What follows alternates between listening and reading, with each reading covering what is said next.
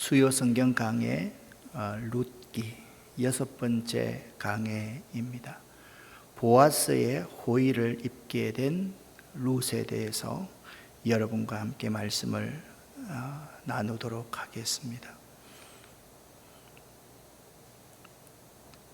엘리멜렉의 아내 나오미의 고난 가운데 하나님이 없었던 것이 아닙니다. 하나님이 나오미와 함께 계셨습니다. 나오미가 남편 엘리멜렉을 잃고서 통곡하는 그때도 하나님이 그의 곁에 계셨고, 두 아들이 죽었을 때도 하나님은 나오미 곁에 계셨습니다. 단지 이 룻기라는 성경책 속에 하나님이 그녀의 곁에 계셨다라고 문자로 적혀 있진 않지만, 사실 룻기는 그 하나님의 섭리가 고난 가운데 있는 나오미에게도 있었다라는 점을 증언하고 있습니다. 나오미의 자부 룻이요, 이제 2장을 시작하면서 어머니 저로 밭에 가게 하소서. 여러분, 그 시대에요, 여인들이 밭에 가면 참 험한 꼴을 당할 수도 있는 그러한 상황입니다. 그래서 룻은요, 내가 네게 은혜를 입으면 그를 따라서 이삭을 주겠나이다, 그렇게 말했습니다. 그때 나오미는 통 크게, 통이 안 크도 할 수 없겠지만 내 따라 갈지어다 라고 말합니다. 여기 내 따라 갈지어다 라는 말은 나오미가 얼마나 그의 며느리 룻을 사랑했는지를 알 수 있는 단어입니다. 그런데 1절부터 7절까지에 가면 룻이 우연히 시아버지 엘리멜렉의 친족 보아스의 밭에 이르게 되었습니다. 그런데 때마침 보아스가 그 밭에 왔습니다. 여기 우연히와 마침이란 사이에 하나님의 간섭하심이 있음을 알 수가 있습니다. 보아스는요, 관심이 남다른 사람이었습니다. 2장 5절 말씀을 보니까 보아스가 베는 자들을 거느린 사한에게 묻습니다. 이 소녀는 누구냐라고 하니까 베는 자를 거느린 사한이 대답하기를 이는 나오미와 함께 모압 지방에서 돌아온 모압 소녀입니다 라고 말을 합니다. 그러니까 보아스는요, 사람 한 사람 한 사람도 흩트게 보는 사람이 아니었습니다. 여러분, 우리가 자꾸 이 말을 러브스토리 같이 이렇게 자꾸 생각하면 안 됩니다. 보아스는요, 신실한 사람이기 때문에 룻이 얼마나 예뻤는가, 룻이 얼마나 아름다웠는가, 그런 관심을 전혀 가지고 있지 않았습니다. 보아스는요, 이미 나오미가 나를 말하라고 해라, 나를 고난받은 사람이라고 해라, 내가 하나님께 버림받은 여자라서 남편도 잡아먹고 두 아들도 잡아먹고 망해먹어서 이 땅으로 돌아온 사람이라고 하라, 그 나오미에 대한 소식을 들었습니다. 나오미가 돌아왔는데 혼자 오는 게 아니었어. 자부가 따라왔는데, 우리나라 사람들이 가장 증오하고 미워하는 모압 사람들은 우리의 성애 안에 들이면 안 되는 사람이거든요. 그런데 이 룻이 우연히 그 밭에 갔을 때 보아스가 마침 그 밭에 와서 거기 있는 한 사람 한 사람을 다 알고 관심을 보입니다. 알랭드 보통이라는 사람의 책 가운데 왜 나는 너를 사랑하는가 라는 책에 이런 내용이 나와 있습니다. 어떤 사람을 사랑한다는 것은 그 사람에게 깊은 관심을 가진다는 것이며, 그 관심으로 그 사람이 무엇을 하고 무슨 말을 하는지 스스로 더 풍부하게 느끼게 해준다는 것이다. 이 관심이 매우 중요합니다. 그 사람에 대하여 깊은 관심을 가진다는 것은 사랑이 없으면 불가능한 것이며, 그 사랑이 자신의 정체성을 바로 알게 하는 동력인 것입니다. 그러므로 사랑은요, 자신의 사명과 자신의 책임에 대해서 내 양심을 움직이는 원동력이 사랑일 수가 있습니다. 보아스가 그 밭에 있는 이방 여인 룻에게 관심을 갖는다는 것은 보아스 속에 하나님 마음이 있는 거예요. 하나님의 사랑이 있는 거예요.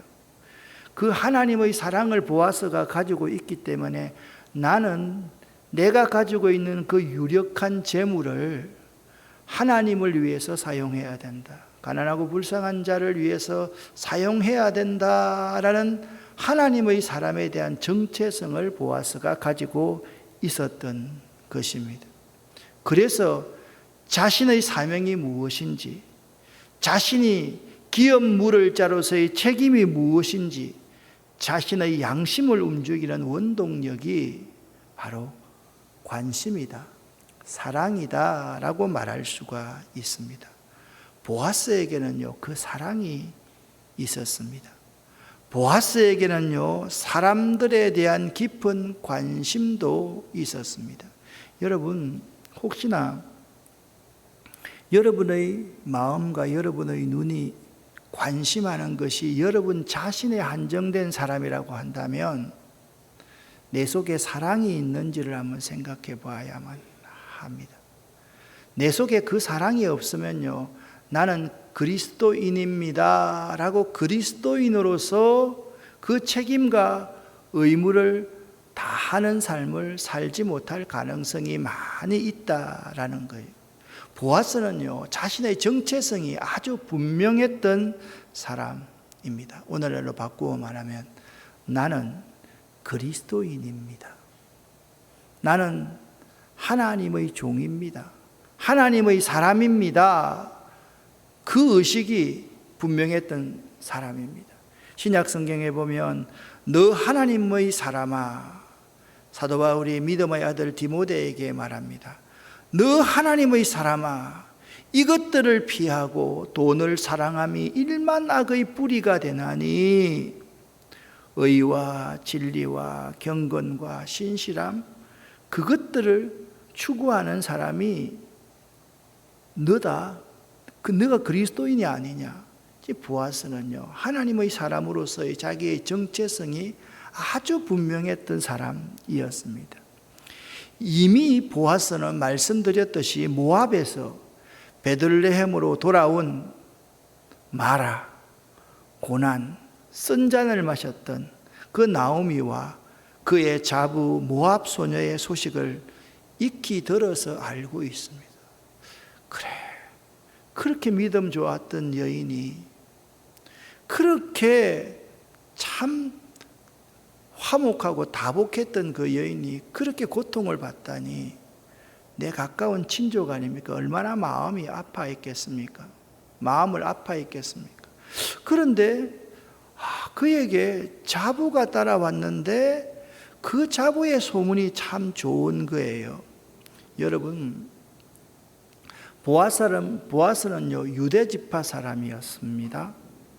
그리고 아버지는 살몬이었습니다. 이 살몬이라는 이런 말 뜻은 그늘이다라는 뜻입니다. 큰 나무처럼 그늘이 되어서 그 중동의 그 사막에 가까운 그 지방에 다른 사람을 시원하게 만들어줄 수 있는 그늘 같은 사람이 그의 아버지의 이런 말이었습니다. 아마도 그 이름을 생각할 때 이 보아스의 아버지 살몬은요, 정말 다른 사람의 버팀목이 되는 사람, 다른 사람의 지지대가 될 수 있는 사람, 그런 사람으로서의 삶을 살았던 것이 틀림이 없습니다. 그 아버지가요, 가나안 땅을 정탐을 할 때 두 명이 그때는 갔었는데 그 두 명이 갔었을 때 정말 어려워서 잡붙들려서 죽을 뻔합니다. 그때 기생 라합이 그 두 정탐꾼을 살려주지요. 그 기생 라합이 보아스의 어머니였습니다. 아버지는 살몬, 어머니는 라합이었습니다. 라합이라는 이름의 뜻은 넓다라는 뜻입니다. 저는 이 두 분의 보아스의 아버지와 어머니의 이름말을 생각해 보면서, 그래, 다른 사람의 그늘이 되어주는 사람, 참 생각도 넓고 꿈도 넓고 모든 사람을 품어줄 수 있는 이 라합 같은 사람 아래 자랐던 보아스가 어떤 인물인지를 익히 잘 짐작할 수 있었습니다. 보아스라는 이름말은 능한 사람이라는 의미입니다. 룻기서 2장 1절 말씀에 보면 그를 유력한 자라라고 소개합니다. 유력한 자라는 이 말과 바로 능한 사람이라는 말은 같은 의미를 가지고 있는 것입니다. 보아스는요, 하나님의 말씀 율법을 마음으로 지키고 실행하는 사람이었기 때문에 그 성의 모든 사람에게 존경받는 믿음의 사람이었습니다.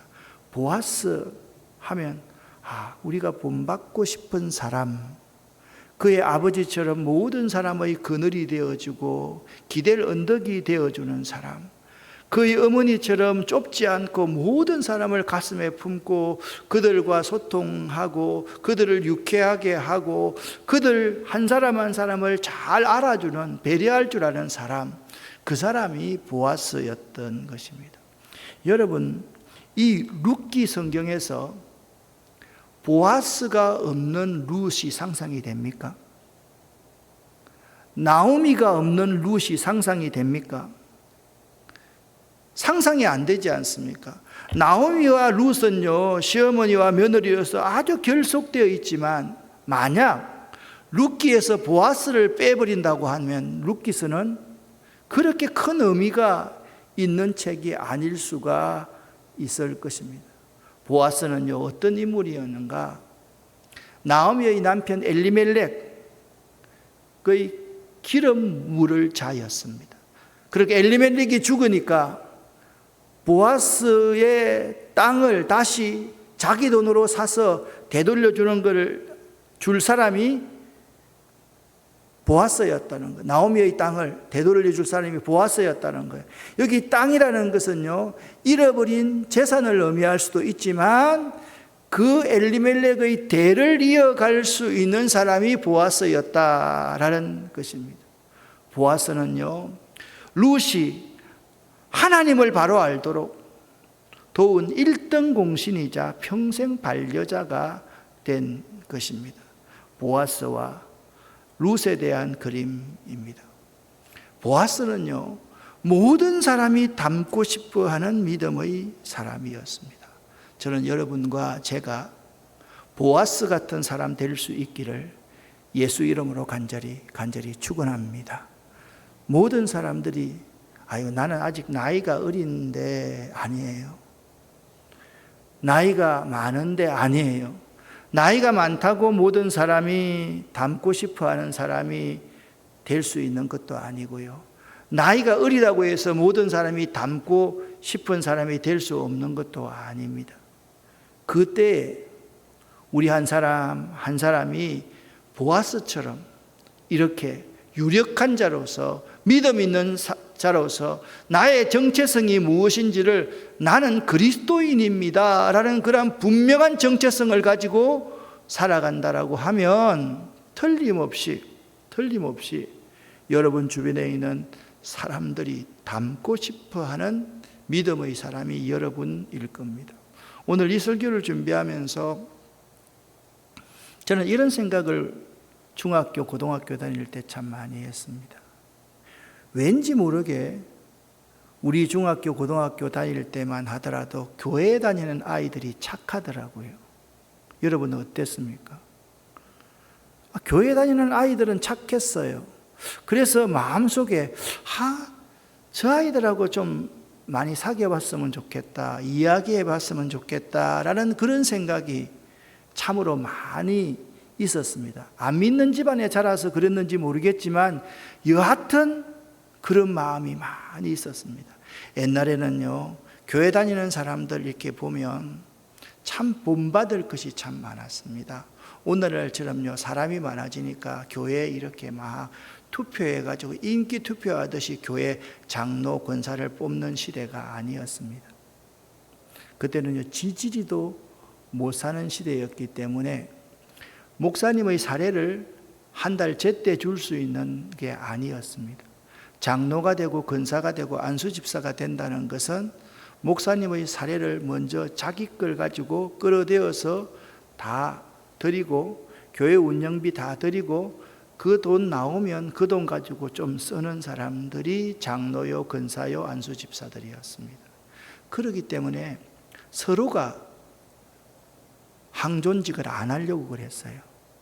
어떻게 하면 안 할 수 있을까? 어떻게 하면 이 십자가를 내가 피할 수가 있을까? 안 질 수 있을까?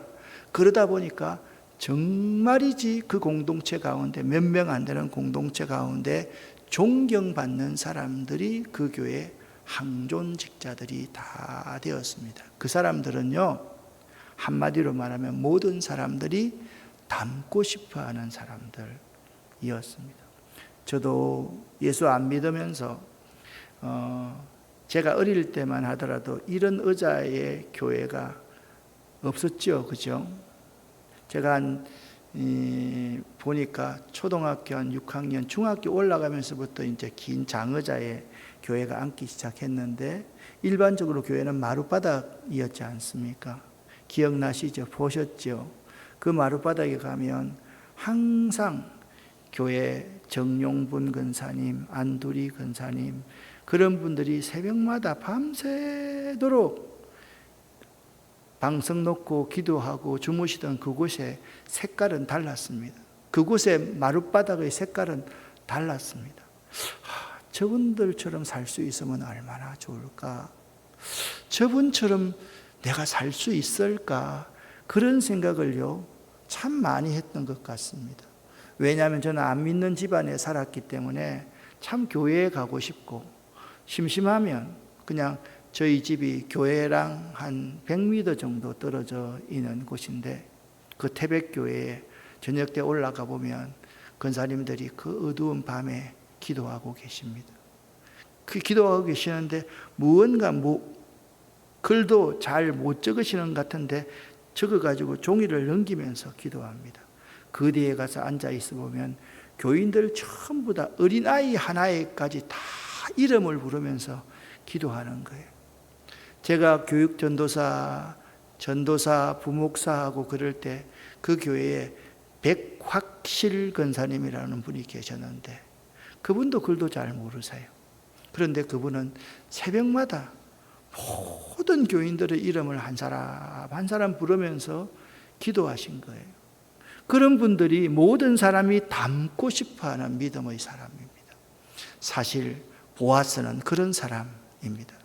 자, 이제 보아스가 그런 사람이라 말씀드렸는데 보아스가 비천한 이방 여인 룻을 대하는 그 태도를 보면 보아스가 어떤 인물인지를 잘 알 수가 있습니다. 8절과 9절 말씀을 함께 읽어보겠습니다. 보아스가 룻에게 이르되 내 딸아 들으라. 이삭을 주우러 다른 밭으로 가지 말며 여기서 떠나지 말고 나의 소녀들과 함께 있으라. 그들이 베는 밭을 보고 그들을 따르라. 내가 그 소년들에게 명령하여 너를 건드리지 말라 하였느니라. 목이 마르거든 그릇에 가서 소년들이 기러온 것을 마실지니라 하는지라. 아멘. 보아스가요, 룻의 경제적인 그 부분을 보장해주고 룻의 안전도 그렇게 보장해 배려해주고 있고, 보아스가 룻에게 일하다가 힘들면 이렇게 하라고 그렇게 말해주고 있는 모습입니다. 자, 이걸 보니까 보아스가 뭐 대단한 일을 했나라고 생각되지만 여러분이 10절 말씀을 읽어보시면 그때 보아스의 이런 행동이 얼마나 대단한 행동인가를 알 수 있습니다. 같이 읽겠습니다. 룻이 엎드려 얼굴을 땅에 대고 절하며 그에게 이르되 나는 이방 여인이거늘 당신이 어찌하여 내게 은혜를 베푸시며 나를 돌보시나이까 하니. 아멘. 여러분, 신약 성경에 꼭 가나안 여인, 수로보니게 여인, 이 여인이 하는 말과 똑같지 않습니까? 신약이 그 정도라 하면 구약은요 어떻겠습니까? 이런 여인들은 한 사람의 인격자로 보지 않는 거예요. 하나의 물건입니다. 그런 시대에 그 지역의 베들레헴 그 지역의 가장 유력한 장로 같은 사람이 이방 여인에게 그렇게 호의를 베풀어 주니까 룻이 엎드려서 얼굴을 땅에 대고 절을 하는 거예요. 그분께 아뢰는 거예요. 나는 개 같은 이방 여인이 아닙니까? 어떻게 당신 같은 존귀한 사람이 내게 은혜를 베푸시며 나 같은 사람을 이렇게 생각해 주십니까? 라고 룻이 말하고 있는 거예요. 보아스가 그녀에게 대답을 합니다.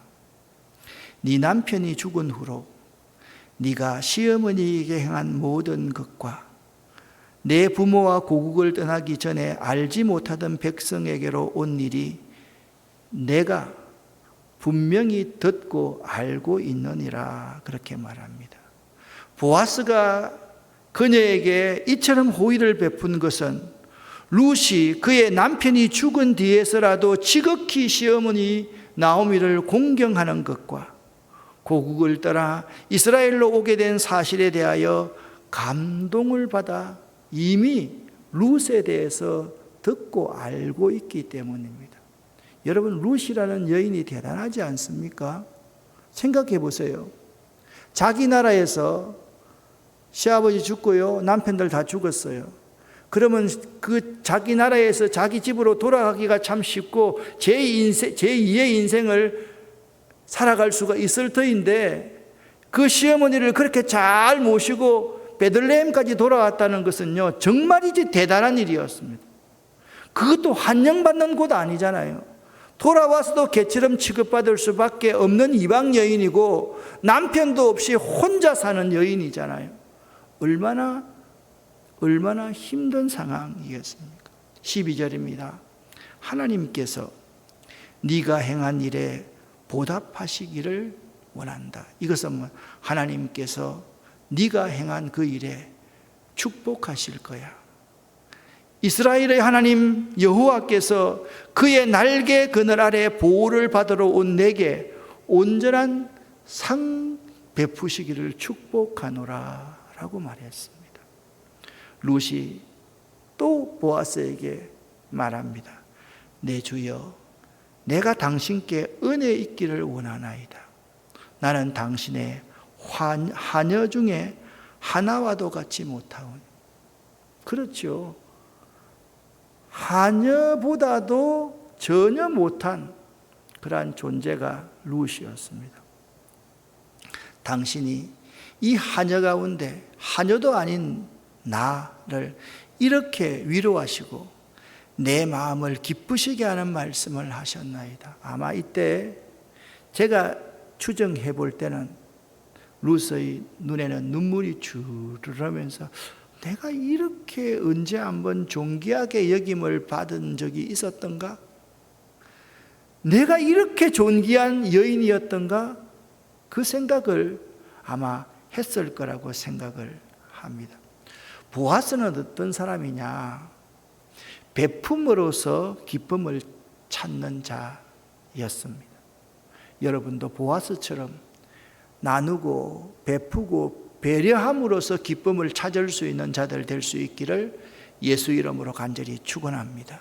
또한 보아스는요, 하나님의 말씀대로 율법대로 고아와 가부를 그 환난 중에서 돌아볼 줄 아는 사람이었습니다. 참 멋진 사람은요, 나누고 베풀어 줌으로써 기뻐할 수 있는 사람, 옹달샘 같은 삶을 사는 사람이 참으로 멋진 사람입니다.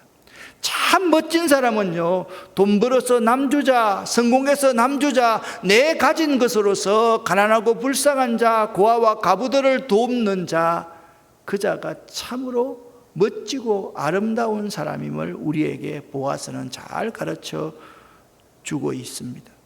이러한 보아스의 호의에 대해서 룻은 땅에 엎드려 보아스에게 절을 합니다.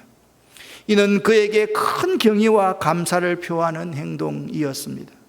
또한 룻은 자기가 이방 여인이며 도저히 그러한 호의를 받을 만한 자격이 없다고 겸손하게 고백합니다.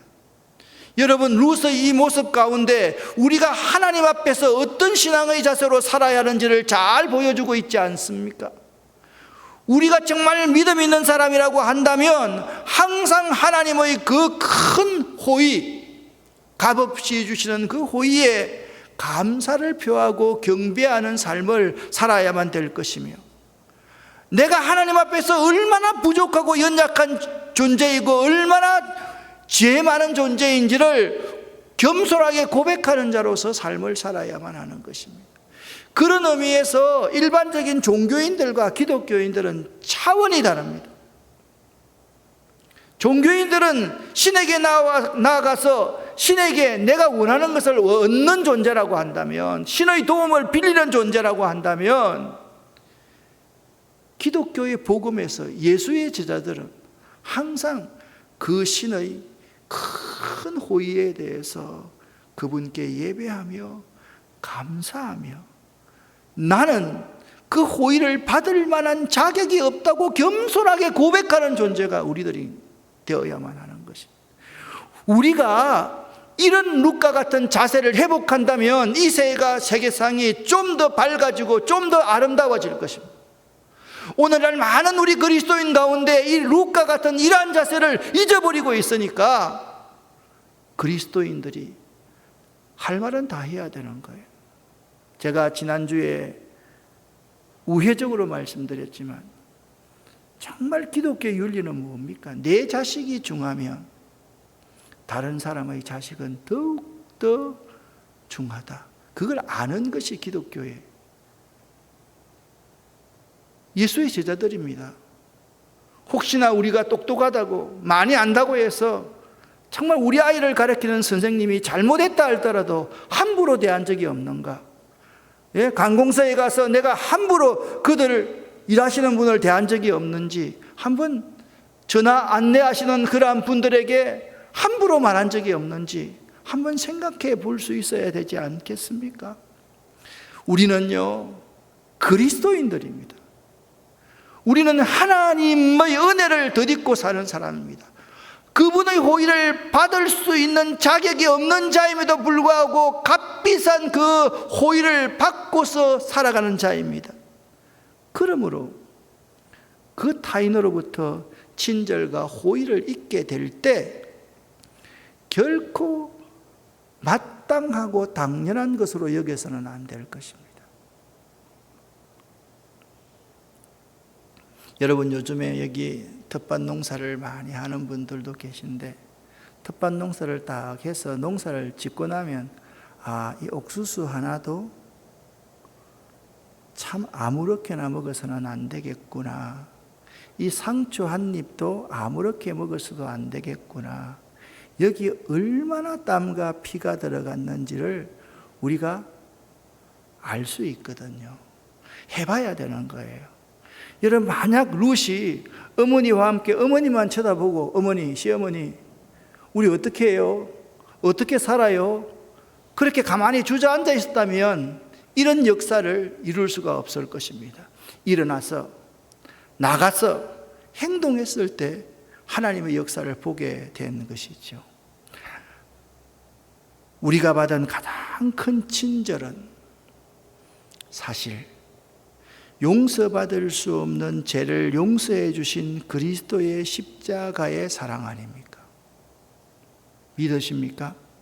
여러분과 저는 그런 사람입니다. 도무지 용서받을 수 없는 게 여러분과 저인 거예요. 우리를 위해서 하늘 영광을 버리고 이 땅에 오셔서 십자가 위에서 엘리 엘리 라마 사박다니, 나의 하나님, 나의 하나님, 어찌하여 나를 죽이고 저 사람들을 구원하십니까? 내가 이렇게 아픕니다, 아버지. 내가 이렇게 견딜 수가 없습니다, 아버지. 내가 죽어야 저 사람들이 구원받을 수 있다는 이 사실, 나는 지금 이 시간에는 이해가 잘 되지 않습니다. 그 외마디의 절규를 들으면서 하나님은 우리를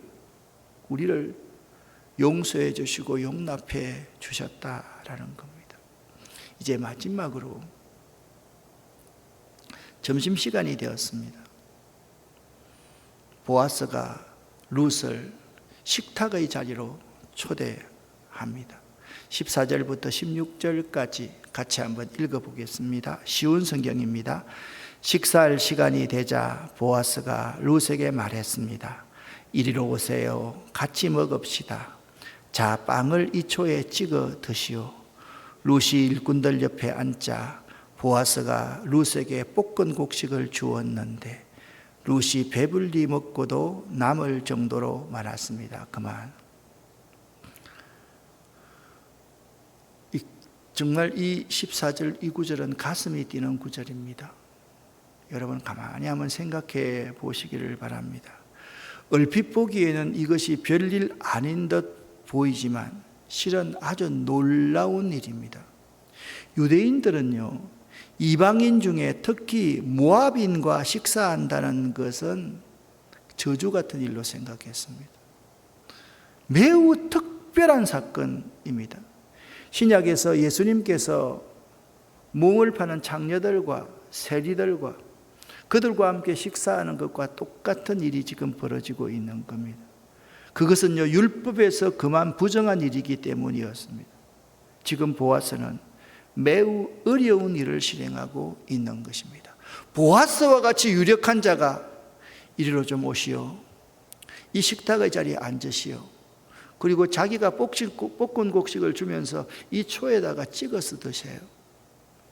여러분, 사람들이 그 모습을 보고 어떻게 생각했겠습니까? 어떤 사람은 감격스러워했을 거고, 어떤 사람은 이거 율법 어기는 게 아니냐?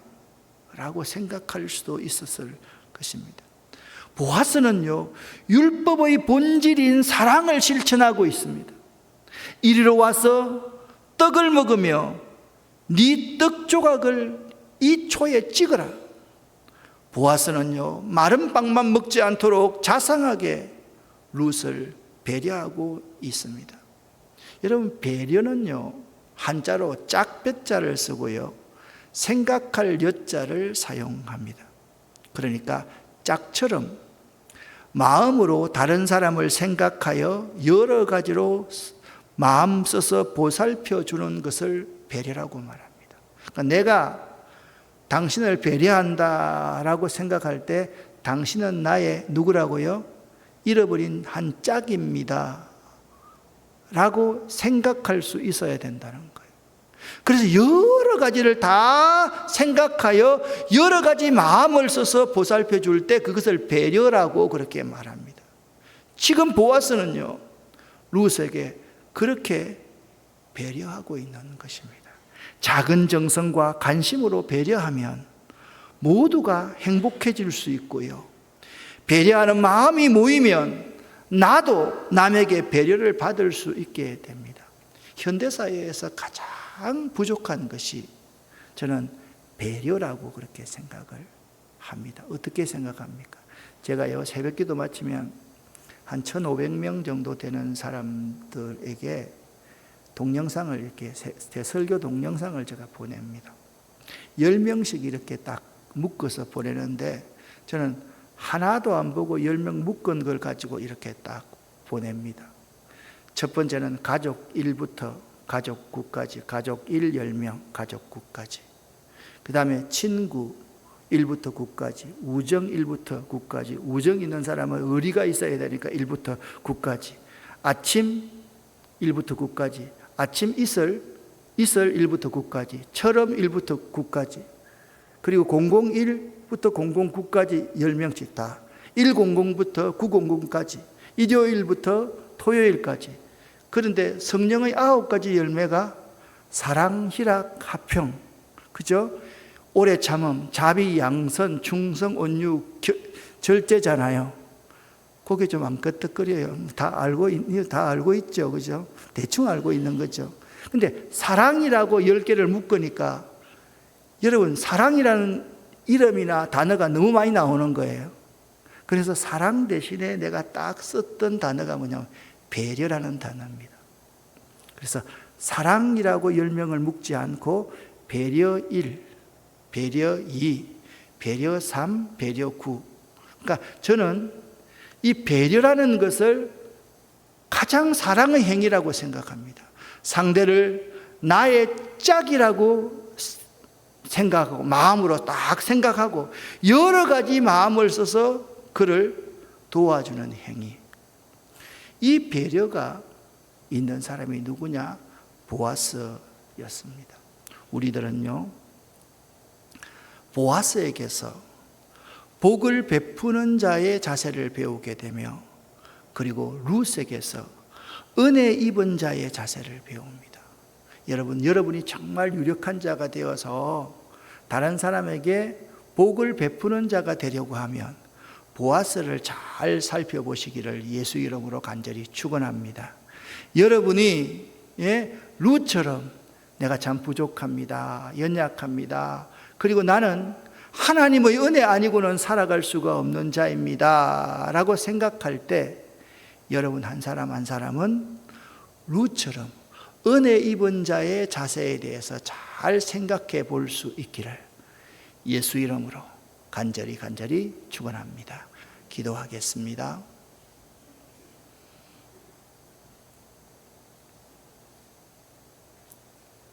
살아계신 하나님 아버지, 오늘 보아스의 그 관심, 사랑, 배려하는 자세에 대해서 저희들이 배웠습니다. 우리도 관심할 수 있게 하시고, 우리도 그 사랑을 가질 수 있게 하시고, 우리도 비천한 자이지만 그를 존중하면서 내 짝처럼 생각하면서 배려할 줄 아는 자들 되기를 원합니다. 하나님, 우리에게 그 은혜를 허락하여 주시옵소서. 저희가 보아스처럼 그렇게 닮고 싶은 신앙인 되기를 원합니다. 나는 그리스도인입니다. 나는 예수의 제자입니다. 나는 예수 믿는 사람입니다. 그 사실을 분명히 인식하면서 살아갈 줄 아는 저희 되기를 원합니다. 하나님께서 함께하여 주시옵소서. 예수 그리스도 이름으로 축복하옵고 간절히 기도 올립니다. 아멘. 주여 믿습니다. 또박또박 3번 부르짖고 기도하고 돌아갑니다. 주여 믿습니다. 주여 믿습니다. 주여 믿습니다.